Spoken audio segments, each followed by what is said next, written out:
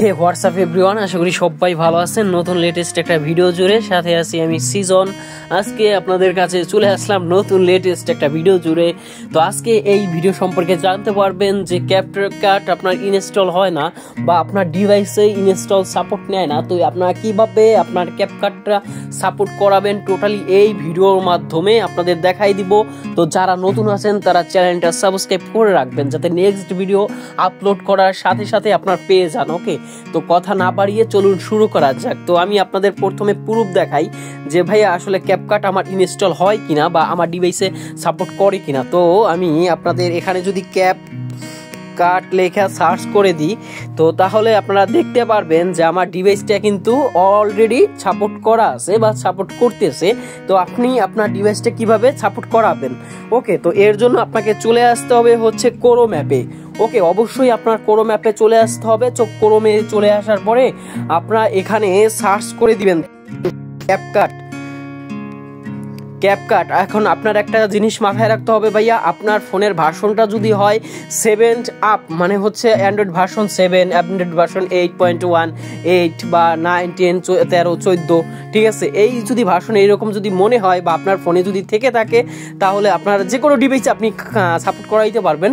যদি আমার ফোনের ভার্সনটা হচ্ছে অ্যান্ড্রয়েড 13, তো এর জন্য আমি কি লিখবো? CapCut Android 13। ওকে, ভার্সন ডাউনলোড।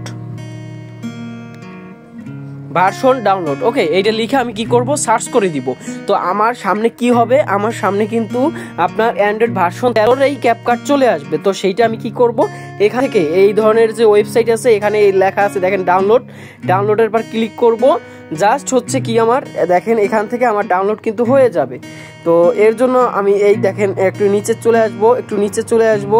তো এখান থেকে নানান ধরনের ভার্সন আপনারা পেয়ে যাবেন। ওকে, অ্যান্ড্রয়েড 5+ মানে অ্যান্ড্রয়েড 5 থেকে শুরু হয়ে যত পর্যন্ত আছে তত পর্যন্ত সাপোর্ট কাটবে। ওকে, তো আপনার এখান থেকে যেটা ভালো লাগে বা যেটা আপনার মনে হবে যে এটা কাজ হবে সেটাই আপনার এখান থেকে ডাউনলোড করে নেবেন, অথবা আমাকে কমেন্ট করবেন। আমি আপনাদের কমেন্টে আপনার রিপ্লাইতে এই ভাষণটা লিখে দেবেন, আমি রিপ্লাইতে দিয়ে দিব।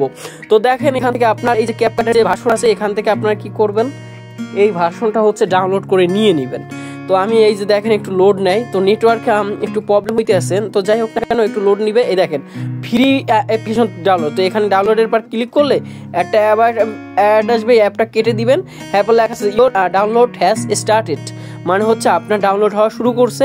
তো আপনারা কি করবেন? এই যে V11 দেখছেন, যাই V11 বা 13 এরকম আপ টু আপনার ই করবে।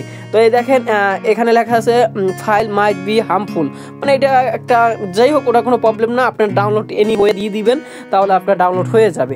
তো এরপরে কি করবেন আমি আপনাদের প্রুফ হিসেবে দেখাই যে ভাই আসলে ক্যাপকাট সাপোর্ট করে কিনা।